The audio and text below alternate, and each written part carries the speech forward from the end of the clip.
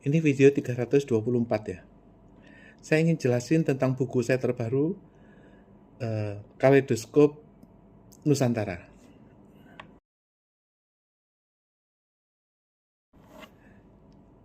Buku ini terinspirasi oleh sejarah Cina.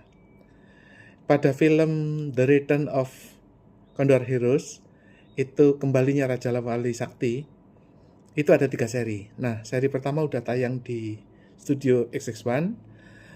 Anda bisa nonton atau mungkin udah selesai, tunggu yang episode kedua. Jadi, di antara isinya adalah mengenai kaleidoskop shadow banking China. Itu mulai pada bulan Mei 2023, itu ada mafia nikel, dan kemudian terendus adanya shadow banking China atau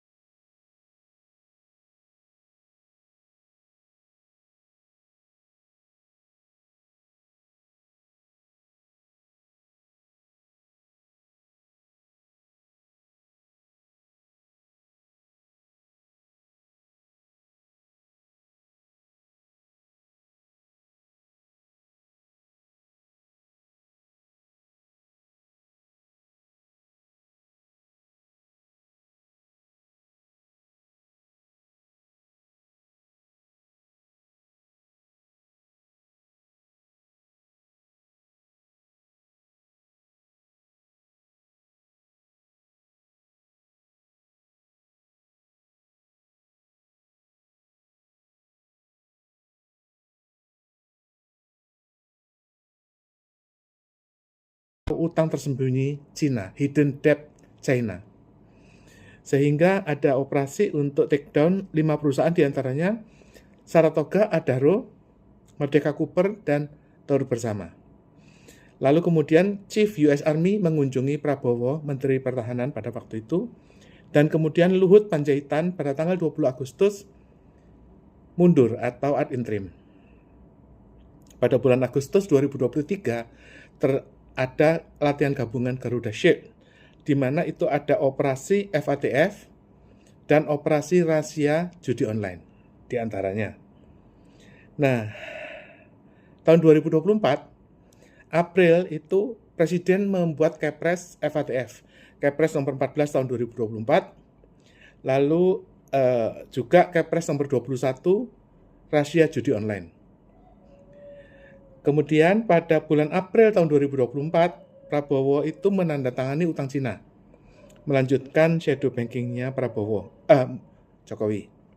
Lalu kemudian bulan November Prabowo Gibran diangkat dan langsung indeks harga saham gabungan Indonesia jatuh. 3 bank negara itu sahamnya crash.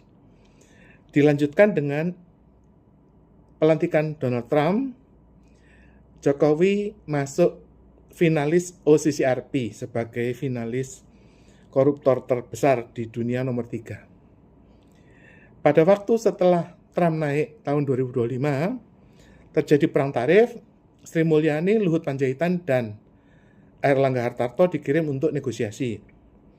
Indeks harga saham gabungan crash 3 kali. Artinya ditutup 3 kali ya karena turun. Dan akibatnya adalah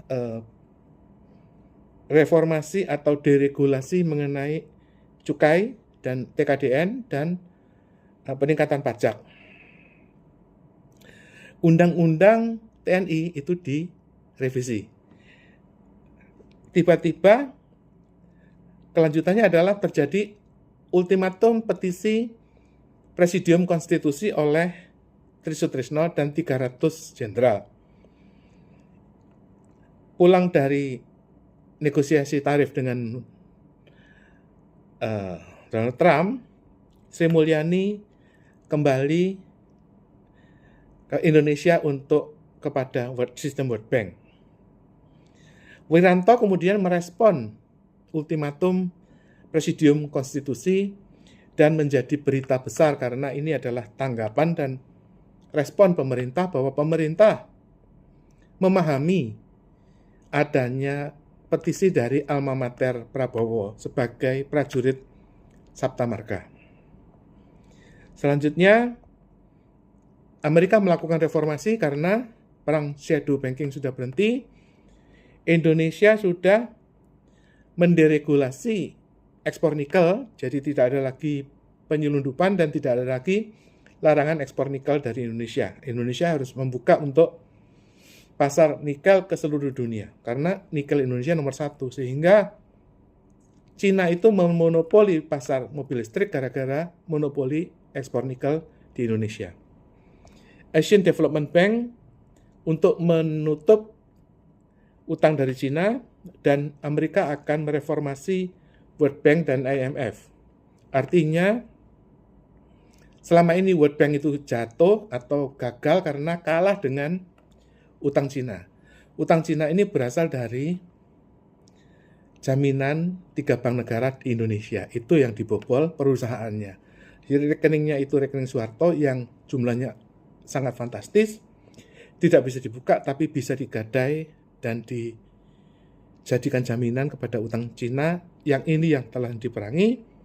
Sekarang Jepang itu ikut latihan gabungan Indonesia Super Garuda Shield. Ini adalah latihan perang Indonesia yang besar banget, yang sudah 4 kali dilakukan. Sejak zaman Andika Perkasa dan terakhir, ini segera dalam bulan Agustus, Jepang akan ikut latihan perang gabungan Super Garuda Shield. Nah, ini adalah persiapan perang di Laut Cina Selatan.